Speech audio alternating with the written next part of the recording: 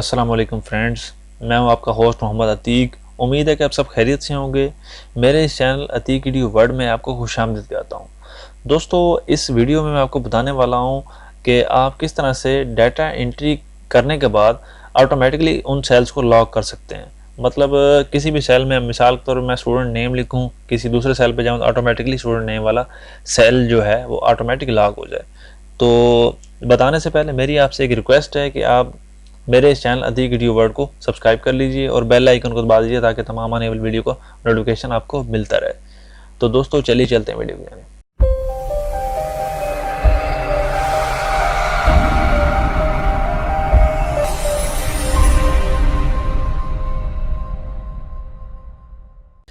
दोस्तों, ये बताने के लिए कि आप किस तरह से डाटा एंट्री किसी भी सेल में करने के बाद ऑटोमेटिकली उस सेल को किस तरह से लॉक कर सकते हैं, तो उसके लिए मैंने एक डमी शीट क्रिएट की हुई है जिसमें स्टूडेंट नेम है, एग्ज़ाम नेम है, डेट है और पॉइंट्स है।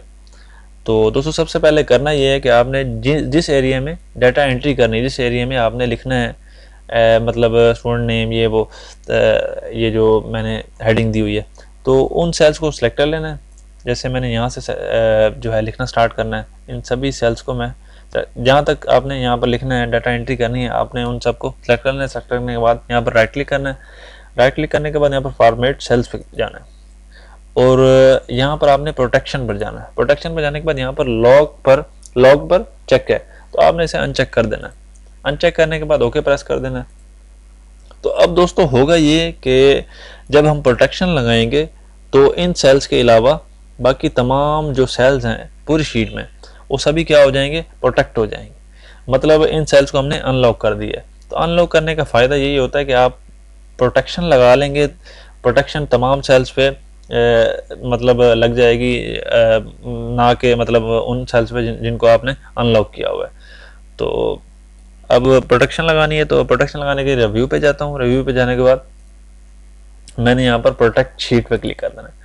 प्रोटेक्ट शीट पे क्लिक करने के बाद यहाँ पर पासवर्ड लगाता हूँ 1 2 3 4 5 और ओके प्रेस करता हूँ। फिर से मैं रिपीट करता हूँ पासवर्ड को कंफर्म करने के लिए 1 2 3 4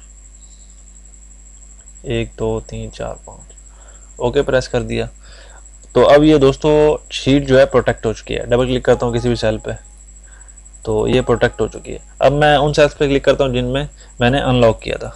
अब इस पे जो है मैं किसी भी सेल पे क्लिक करूँगा तो ये एडिट हो रहे हैं। तो दोस्तों, अब आपने करना ये है कि मैंने एक कोड दिया हुआ है आपको डिस्क्रिप्शन में, तो आपको ये स्क्रीन पर नज़र आ रहा है। आपने इसे सेलेक्ट ऑल करके कॉपी कर लेना है। कॉपी करने के बाद आपने शीट पे दोबारा वापस आ जाना है और यहाँ पर शीट 1 लिखा हुआ उसका नेम, यहाँ पर राइट क्लिक करके यहाँ पर आपने व्यू कोड पे क्लिक कर देना है। व्यू कोड पे जैसे क्लिक करेंगे यहाँ पर माइक्रोसॉफ्ट विजुअल बेसिक की एक विंडो ओपन हो जाएगी। आपने वो वाला कोड जो कॉपी किया हुआ है इसे आपने राइट क्लिक करके यहाँ पर पेस्ट कर देना है। पेस्ट करने के बाद दोस्तों आपने इसमें दो चीज़ों का ख्याल रखना है। फर्स्ट ये कि आपने रेंज का ख्याल रखना है, दूसरा ये कि आपने पासवर्ड का थोड़ा ख्याल रखना है। तो रेंज वो जिसमें हमने डाटा एंट्री करनी है, मतलब ये कि जिन सेल्स को हमने अनलॉक किया था।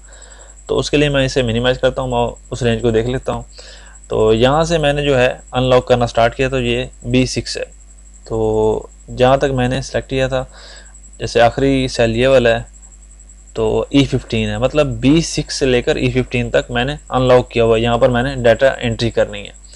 तो उसके लिए अब मैं दोबारा विजुअल बेसिक वाली जो विंडो है उस पर जाता हूँ। यहाँ पर रेंज चेंज कर देता हूँ, यहाँ पर B6 कर दिया और यहाँ पर E15 ऑलरेडी मौजूद है। तो दूसरा ये है कि मैंने पासवर्ड वही रखना है जो मैंने प्रोटेक्शन करते वक्त अभी जो मैंने लगाया था 1 2 3 4 5 लगाया था, वही सेम यहाँ पर पासवर्ड लगा दिया।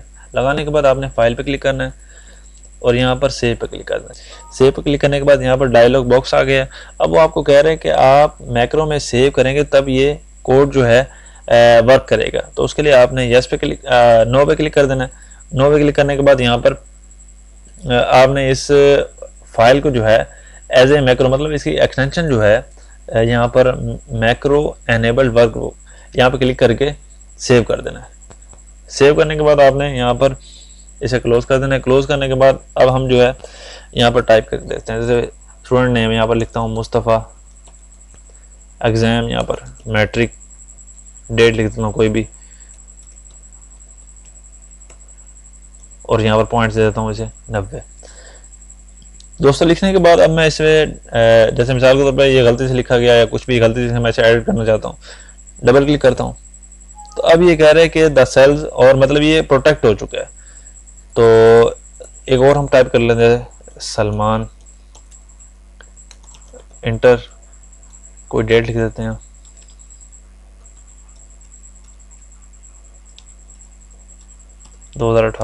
पॉइंट्स हैं इसके 87। तो अब इसी तरह से मैं किसी एक सेल पे यहाँ पे क्लिक करता हूँ। देखिए दोस्तों यहाँ पर ऑटोमेटिकली प्रोटेक्ट हो चुके हैं। तो दोस्तों ये थी आज की वीडियो जिसमें मैंने आपको बताया कि आप किस तरह से डाटा एंट्री करने के बाद ऑटोमेटिकली सेल्स को लॉक कर सकते हैं। तो दोस्तों ऐसी टिप्स एंड ट्रिक्स मैं आपके लिए लाता रहता हूँ। तो मेरी इस वीडियो को लाइक कीजिएगा, कमेंट कीजिएगा और अपने दोस्तों के साथ भी शेयर कीजिएगा। तो दोस्तों उम्मीद है कि आपको ये वीडियो बहुत पसंद आई होगी। तो मिलते हैं इंशाल्लाह किसी नेक्स्ट वीडियो में। तो अभी के लिए थैंक्स फॉर वॉचिंग।